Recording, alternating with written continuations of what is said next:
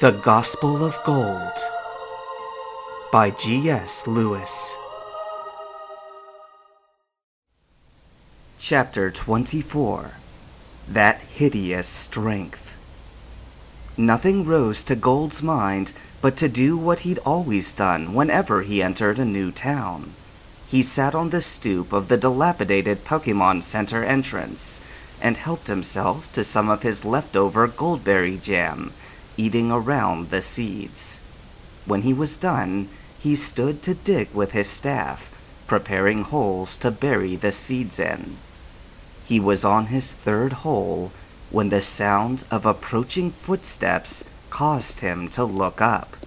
3 men approached him, all with postures of rigid intensity, like bloodhounds on a scent.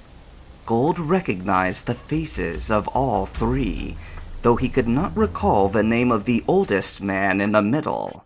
The 2 at his shoulders, however, he could name on sight. Bruno, the Elite Four's fighting master, stood head and shoulders above his companions. He was built like an Olympic weightlifter, with muscles so taut that they might rip through his very flesh at any moment. The last man, though small and lean by comparison, walked with a light but deliberate step. He was dressed to his neck in tight-fitting garb, which would offer no resistance if he were to make a sudden dash or snap off a flurry of throwing stars. He was Koga, Ninja Poison Master of the Elite Four. The trio stopped and looked at Gold intently. "That's him, all right," said Bruno, in a voice that rumbled deeper than the average man's wont. "What did I say? I told you he would show up wherever the bird was rumored." "Will's crystal ball is good for something, I suppose," answered Koga in a rasping croak. "But Crobat detected no superpowered enemy Pokemon in the vicinity. Does it matter?" asked the old man, leaning forward on a cane. "The troublemaker is here, and no one else is around. Why are you wasting time? Take him!" Koga shot the elder a sidelong glare. "If it were as simple as that, Master Price, Karen would have him already. There is always more to this situation than mere surface appearances when it comes to this one." "Excuse me," called Gold, breaking into their conversation. Fear gnawed at his nerves, but Spirit had placed him into this circumstance, and he could no longer stand waiting as they spoke among themselves. "What do you want with me?" The 3 newcomers looked at him for a moment. Then the 2 elites turned their gazes on the old man between them. "It's your town, Price," said Bruno. Price grunted and took a step forward. "Young man, I must ask you to go with these gentlemen, if you please," he said, looking at Gold and gesturing with his free hand to Bruno and Koga. "Why?" asked Gold, keeping an outward calm, but feeling the hairs on his neck rising. "Because I am telling you now, as gym leader," said Price with some aggravation, rising himself straighter on his cane. "And you would do well to obey." "Even if you had authority to command that," answered Gold, struggling to make words with his dry mouth, "I am under a higher command to stay and plant seeds." Price pursed his lips, but replied after a moment. "It is unlawful to tamper with the ground on Pokemon League property." "I'll move the seeds further out then," said Gold, and lifted his stick in preparation to dig. "It's too late for that," said Price sternly. "You've already done it." Now it was Gold who felt anger, which promptly replaced his fear. The fact that Price was conjuring pretenses for kidnapping him was worse than him simply using force, for now the truth itself was being contorted into a lie. "Cut the crap!" he snapped. There's no one here but us. You guys have been inventing reasons to catch or kill me since Goldenrod City. And for what? Pointing out the truth? Price's eyes widened a little at the forcefulness of Gold's retaliation.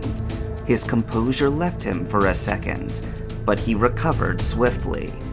What petulant nonsense! He blustered, his knuckles whitening over his cane. Nobody is trying to kill you! Is this how you talk to your elders? Demanded Bruno from further behind them. Gold noted that Koga was no longer there. A sense of peace passed subtly over Gold, quelling his anger so suddenly that he could no longer regard Price with anything but pity. They got to you, he said sadly, looking the aged gym leader in his gray eyes. Even you, with all your years of experience, I didn't know that a lie could hold anyone so strongly. What lie? Asked Price, his eyes flickering as if uncertain of what to do. The lie that you fixed this broken system, answered Gold. Or even that it can be fixed by you. The League's fans demanded rougher Pokemon battles than ever before.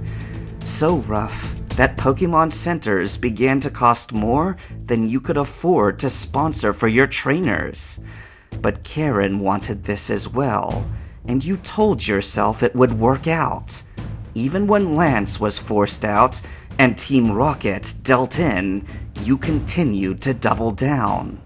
Oh yes, Price, don't look startled that I know about you and Team Rocket. Why them? Are they paying off some debt you still owe? Price's face paled and twisted into an angry grimace. How dare you! He muttered, breathing heavily, his fingers dancing atop his cane. How dare you accuse me of that? I have never, ever worked with Team Rocket in all of my days! Not directly face to face, perhaps, said Gold, shaking his head.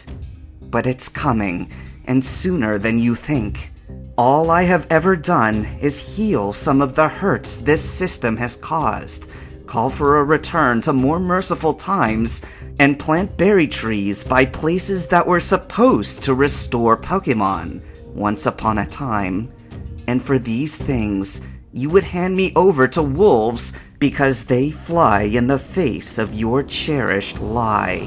I will not stand by and tolerate this slander another moment! Roared Bruno's voice.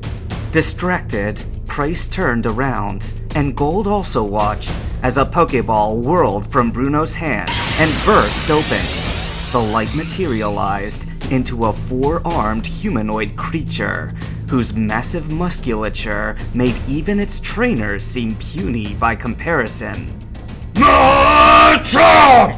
It bellowed, flexing its gray body in a display of intimidation. There it is, thought Gold, with a sudden cold sweat. The last argument to which tyrants resort. I am the proof that the system works! Barked the fighting elite. That the powerful can triumph if only they want it badly enough. Karen did not propose it alone. I endorsed it as well, wholeheartedly. Come, boy, and call upon your legendary bird to fight my Machamp, if you can. Then you'll see if the power in our fists is a lie.